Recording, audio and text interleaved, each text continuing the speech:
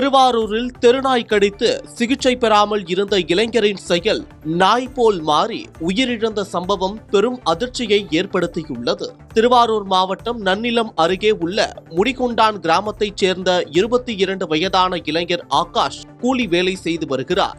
இந்த நிலையில் கடந்த 3 மாதங்களுக்கு முன்பு அந்த பகுதியில் சுற்றி திரிந்த தெருநாய் ஒன்று ஆகாஷ் காலில் கடித்துள்ளது. இதையடுத்து அவர் அருகில் உள்ள பூந்தோட்டம் ஆரம்ப சுகாதார நிலையத்தில் ஊசி போட்டுவிட்டு வீட்டுக்கு சென்றுள்ளார். ஆரம்ப சுகாதார நிலையத்தில் நாய்க்கடிக்கு உரிய ஊசிகளை தொடர்ந்து போட்டுக்கொள்ள வருமாறு அறிவுறுத்தியுள்ளார்கள். பிறகு நாய்க்கடிக்கு உரிய சிகிச்சையும் ஏதும் ஆகாஷ் மேற்கொள்ளாமல் அலட்சியம் காட்டி வந்ததாக சொல்லப்படுகிறது. மேலும் இது குறித்து வீட்டிலும் தகவல் தெரிவிக்காமல் இருந்து வந்துள்ளார் ஆகாஷ்.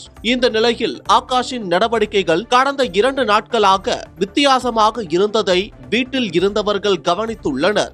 அதாவது அவர் நாய் போல் கத்துவது, நாய் போல் ஓடிப்போய் சுருண்டு கீழே படுத்துக் கொள்வது போன்ற செயல்களில் ஈடுபட்டுள்ளார். இதனை கவனித்து கதறி போன ஆகாஷின் தாய் மற்றும் சகோதரர்கள் உடனடியாக அவரை திருவாரூர் அரசு மருத்துவக் கல்லூரி மருத்துவமனையில் சிகிச்சைக்காக அனுமதித்துள்ளனர். அங்கு அவருக்கு இரத்த பரிசோதனை செய்த போது நாய்க்கடியால் ராபிஸ் நோய் பாதிப்பு ஏற்பட்டிருப்பது கண்டறியப்பட்டுள்ளது. தொடர்ந்து தீவிர சிகிச்சையில் இருந்த ஆகாஷ் சிகிச்சை பலனின்றி நேற்று அவர் பரிதாபமாக உயிரிழந்துள்ளது அவரது குடும்பத்தார் மற்றும் நண்பர்கள் இடையே பெரும் சோகத்தை ஏற்படுத்தியுள்ளது.